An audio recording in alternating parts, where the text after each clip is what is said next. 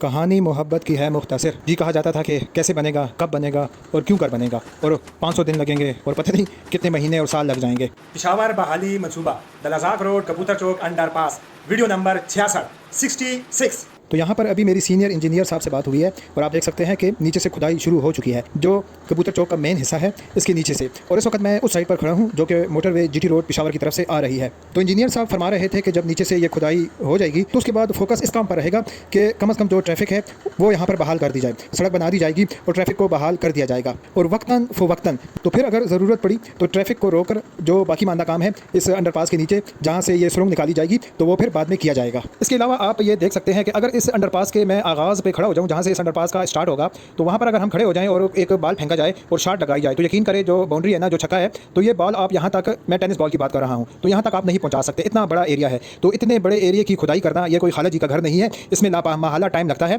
फिर भी आप देख सकते हैं कि जो साइट की तराश खराश है वो इस वक्त जारी है और बिल्कुल ये अपने इख्तितामी मराहिल में है। तो जब मैं ये बात करता हूँ तो मुझे कमेंट किया जाता है कि जी हम कल गुजरे हैं, ये अभी इख्तितामी मराहिल में नहीं है। इख्तितामी मराहिल का मतलब है कि इसमें मजीद 1 या 2 दिन लग सकते हैं। बहरहाल जिसका इंतजार था, और खासकर मुझे काफ़ी दिनों से इंतजार था कि ये काम कब शुरू होगा, और मेरी दुआ है कि कामयाबी से ये काम कर दिया जाए, क्योंकि है ख़तरनाक काम, डेंजरस काम। इसमें किसी किस्म का हादसा भी हो सकता है। नीचे से काफ़ी सख्त है, ऊपर से पाइल्स डाले गए हैं, सरिया डाला गया है, बजरी डाली गई है, तो इतना आसान काम नहीं है। जहाँ पर मिट्टी है वो तो चले आसान है, लेकिन जहाँ पर जो मसाला होगा तो वहाँ पर नीचे से खुदाई काफ़ी ज़्यादा मुश्किल है। तो हम दुआ गो हैं कि जल्द अज जल्द और खैर व आफियत से ये मरहला मुकम्मल हो जाए। अच्छा जी, इसके अलावा आप देख सकते हैं कि ये हदबंदी कर दी गई है दोनों तरफ से कि इस हद के अंदर आप नहीं आ सकते, लेकिन जहाँ पर ये जो पट्टी लगी हुई है उसको उठाकर, जो वार्निंग पट्टी है उसको उठाकर, और ये मोटरसाइकिल वाले अंदर आ गए हैं। मैं वीडियो बना रहा था, मेरी तरफ ये घूर घूर के देख भी रहे थे।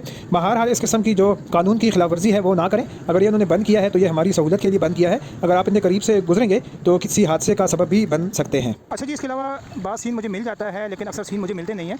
तो वो कहते हैं कि नहीं जी आप ऐसे ही कह रहे हैं। ये देखें, अब ये यहाँ पर ये बजरी डाली गई है और यहाँ पर इसके ऊपर फिर रोलर घुमाया जाएगा। और कबूतर चौक बनाने के साथ साथ ये देखें, उसके साथ ये जो सड़कें हैं, ये सामने ये वाला जो एरिया, ये कबूतर चौक है मेन हिस्सा।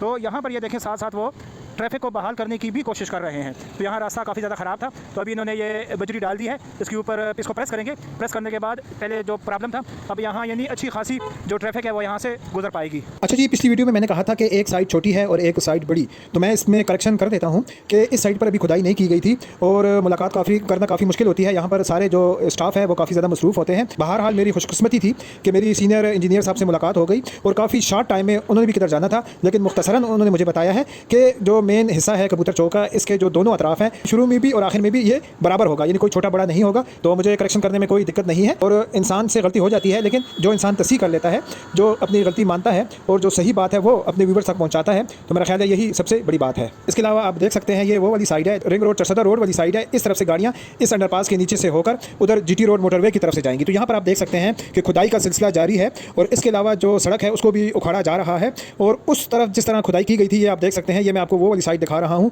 ये कितनी बड़ी साइड है और कितने बड़े लेवल पे इस तरफ खुदाई की गई है। तो बिल्कुल उसी तरह इस तरफ भी खुदाई जारी है और जितनी साइड उस तरफ कवर की गई है खुदाई के लिए, उसी तरह इस साइड की भी खुदाई की जाएगी। और इसके अलावा इस साइड पर मैं आया हूँ तो इस साइड पर मैं देख रहा हूँ कि इस तरफ से भी जो सुरंग बनाने का काम है, जो अंडरपास के नीचे की खुदाई है वो शुरू की जा चुकी है। इसके अलावा ये वाली साइड जो कि चरसदा रोड पिशावर की तरफ से आ रही है, ये रिंग रोड की वो साइड है।